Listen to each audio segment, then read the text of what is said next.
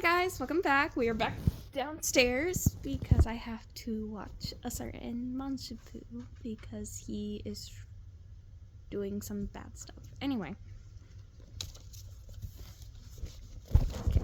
Chapter 5. As they trudged back to the bus stop, Astra tried to look on the bright side of things. Well, at least we will be back in time for color-catching class. She broke off as their star zaps began to chime and flicker. SD Wish Orb identified. Proceed to Lady Stella's office immediately. Moon and stars! Astra and Piper exclaimed at the same time.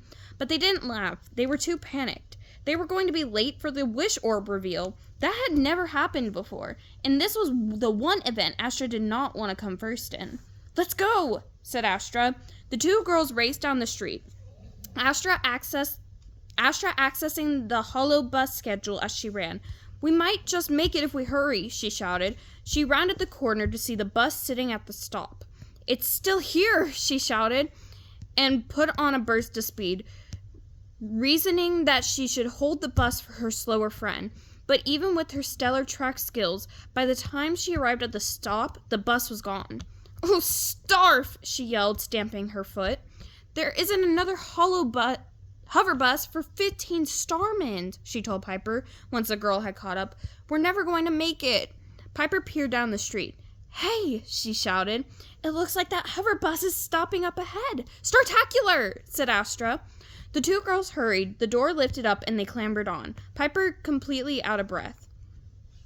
Thank you, Astra said to the Botbot conductor. Don't thank me. Thank him, said the Botbot. He's the one who saw you. What in the stars?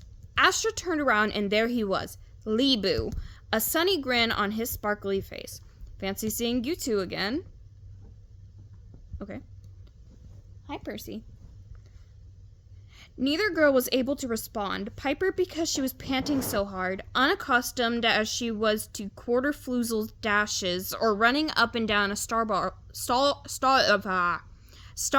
field. Astra because she was overwhelmed by the overpowering and unfamiliar feeling in the pit of her stomach.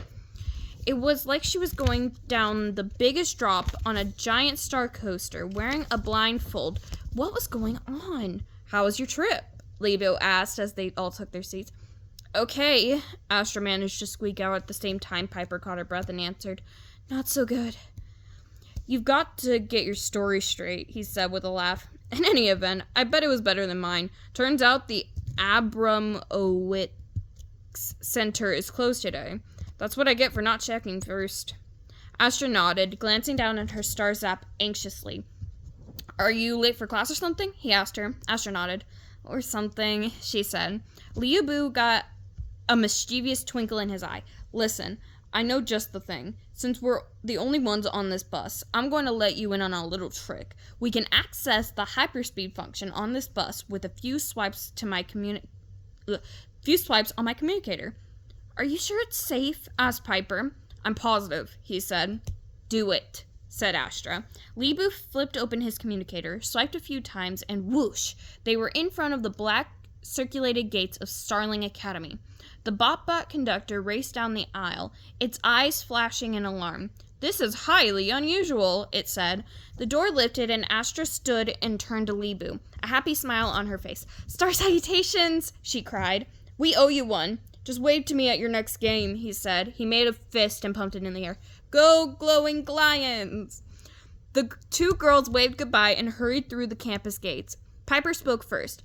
If I didn't know any better, I think that maybe you were starting to have a crush on Leeboy, she said. Leeboo, Astra said, correcting her. I knew it, said Piper with satisfaction. Whatever. You don't know anything, said Astra dismissively. But the truth was that she was the one who didn't know what was going on. Luckily, she had the Wish Orb reveal to concentrate on instead. Thank the stars you're here, said Lady Stella as Astra and Piper burst into her office moments later. We were starting to worry. Everyone was seated around the silver table in the middle of the headmistress's cavernous office. Ooh, damn. Okay. Astra and Piper silently slipped into the two empty seats. Leona leaned over and whispered in Astra's ear. Where were you guys? I'll tell you later, Astra whispered back. Now that she was seated, she started to feel the buzz of excitement. With all the strange things going on, she hadn't focused on the fact that the next mission could actually finally be hers. She counted in her head. Sage, Libby, Leona, Vega, Ophelia, make that Scarlet, Cassie, and Piper had all gone on their missions already. That left her, Tessa, Gemma, Clover, and Dora. The odds were in her favor, and she was ready to go. On her right side sat Libby. It looked like her eyelids were getting heavy. Astra poked her in the side, perhaps a bit too roughly. "Mom, I told you I'm awake," Libby shouted. Then she looked around at everyone at the table, embarrassed. "My stars, was I drifting off again?" she asked. Astra nodded. Gemma looked around the room. "No wish cavern this time?" she asked. "No, the wish orb has something else in mind today," said Lady Stella.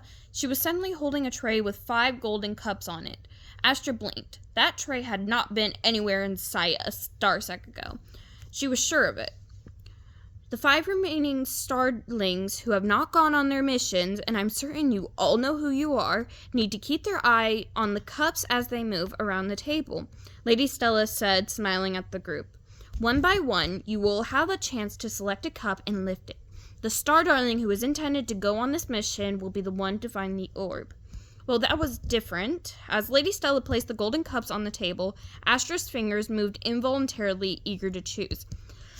Before their amazed eyes, the golden cups began to slide around the table. Moved by an unseen force, they flew faster and faster until they were just a blur. Finally, they came to a stop in the middle of the table. 5 identical golden cups. Which one could be hiding the orb? Tessa went first. She stood up, took a deep breath, reached across the table for one cup, changed her mind, and placed her hands on another. She lifted it, letting her breath out all in a rush. Nothing.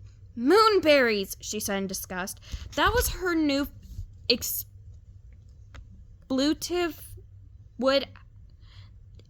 Whatever. Her new expletive would have made Astra laugh out loud, but she was too keyed up at the moment to crack a smile. "Now it's your turn, Dora," said Lady Stella. "Star salutations," said Adora. "Excuse me?" said Lady Stella. I almost said Astra. Adora shook her head as if to say that it didn't matter. Ooh, poor Adora. Sorry, guys. She then placed her hands on the cup directly in front of her and closed her eyes. She picked up the cup and opened them. Astra couldn't hear her, but she could clearly read her lips. "Starf," Adora said. Actually, thought Astra, it was a good thing that it wasn't Adora's turn to go on to Wish World. Her wisher would not have been able to hear her...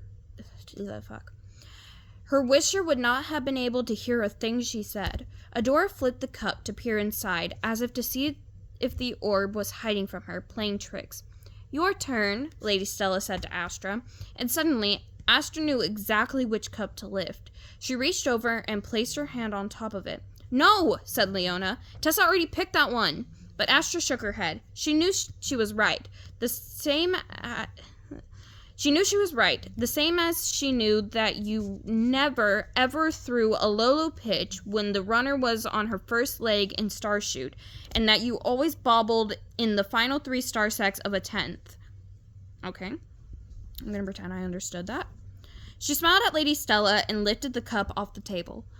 "Oh," breathed the Star Darlings, for under the cup a brilliant orb was floating in mid-air, looking exactly like a miniature star ball.